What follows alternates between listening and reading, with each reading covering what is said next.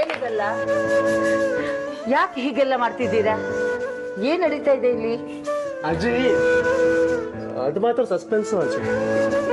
ಏನ್ ಸಸ್ಪೆನ್ಸ್? ಆವಾಗ್ಲಿಂದ ಬರೀ ಸಸ್ಪೆನ್ಸ್ ಅಂತಾನೆ ಹೇಳ್ತಿದ್ಯಾ? ಸರಿಯಾದ ವಿಷಯ ಹೇಳ್ದೇ ಇದ್ರೆ ನಾನು ಇಲ್ಲಿಂದ ಹೋಗ್ಬಿಡ್ತೀನಿ. ಅಜ್ಜಿ ಅಜ್ಜಿ ಕೂಲ್ ಡೌನ್.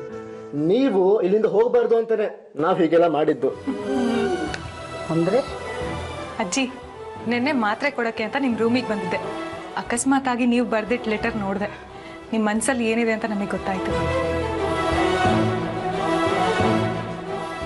ಜಾನು ಬಂದು ನಮ್ಮ ಹತ್ರ ಎಲ್ಲ ಹೇಳಿದಾಗ ಶಾಕ್ ಆಯ್ತು ಅಜ್ಜಿ.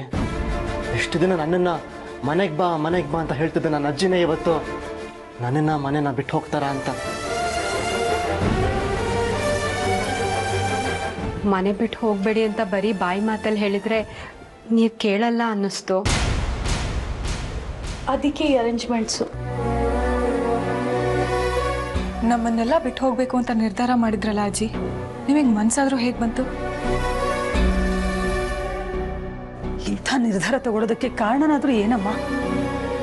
ನಮ್ಮಿಂದ ನಿಮ್ಮ ಮನ್ಸಿಗೆ ಏನಾದರೂ ನೋವಾಗಿದೆಯಾ ಅತ್ತೆ? ನನ್ನಿಂದ ಏನಾದರೂ ತಪ್ಪಾಗಿದೆಯಾ ಅಜ್ಜಿ?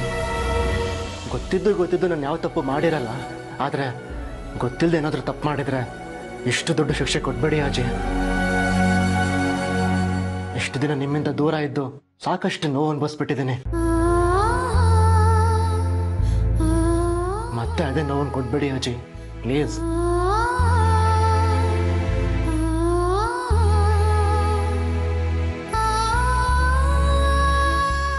ಶ್ರೀ, ನಿಮಗೆಲ್ಲ ಒಂದು ವಿಷಯ ಹೇಳಬೇಕು. ನಾನು ಸುಮ್ಮನೆ ಜಾನ್ವಿ, ನಂಗೆ ಮರ್ತೋಗೋಕೆ ಮುಂಚೆ ನಾನು ಹೇಳ್ಬಿಡ್ತೀನಿ. ಅತ್ತೆಗೆ ಮನಸ್ಸಿಗೆ ನೋವಾಗಿರೋದು, ಈ ಮನೆ ಬಿಟ್ಟು ಹೋಗಬೇಕು ಅಂತಿರೋದಕ್ಕೆಲ್ಲ ಕಾರಣ ನೀವು ಯಾರೂ ಅಲ್ಲ, ನಾನು.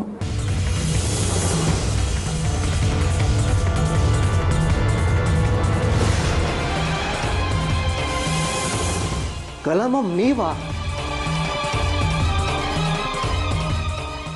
ಹೌದು ಶ್ರೀ. ವಸು ಹತ್ರ ಹೀಗೆ ಸಹಜವಾಗಿ ಮಾತಾಡ್ತಾ ಏನೇನೋ ಹೇಳ್ಬಿಟ್ಟೆ.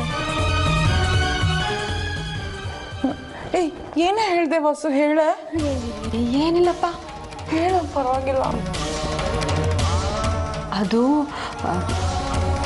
ಹೀಗೆ ಮಾತಾಡ್ತಾ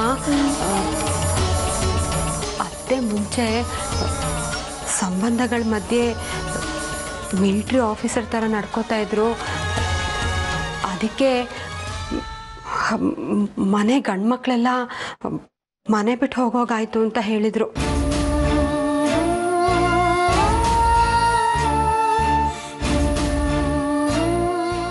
ಆಮೇಲೆ ಅತ್ತೆದ ಅತಿಯಾದ ಶಿಸ್ತಿಂದಾನೆ ಈ ಮನೆಗೆ ಗಂಡು ದಿಕ್ಕಿಲ್ದಂಗೆ ಆಯಿತು ಅಂತಲೂ ಹೇಳಿದ್ರು.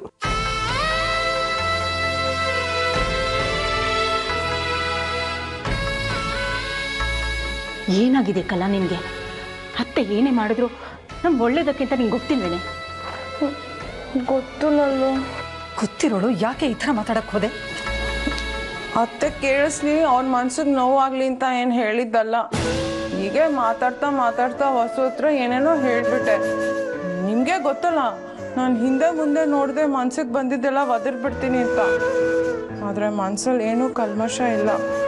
ಅಷ್ಟಕ್ಕೂ ಅತ್ತೆ ಇದನ್ನೆಲ್ಲ ಕೇಳಿಸ್ಕೊತಿದ್ದಾರೆ ಅಂತ ನಂಗೆ ಗೊತ್ತೂ ಇರಲಿಲ್ಲ ಅಲ್ವೇನೆ ವಸು?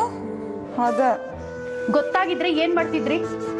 ಗೊತ್ತಾದ ತಕ್ಷಣ ಅತ್ತೆ ಕಾಲಿಟ್ಕೊಂಡು ಕ್ಷಮೆ ಕೇಳ್ತಿದ್ದೆ. ಈಗಲೂ ಅದೇ ಮಾಡ್ತೀನಿ. ಬೇಕಾಗಿಲ್ಲ. ನೀನು ಕ್ಷಮೆ ಕೇಳಿದ ತಕ್ಷಣ ನಿನ್ನ ಮನಸ್ಸಲ್ಲಿರೋದೆಲ್ಲ ಹೋಗ್ಬಿಡತ್ತಾ? ನಾನು ಹೋಗ್ತೀನಿ.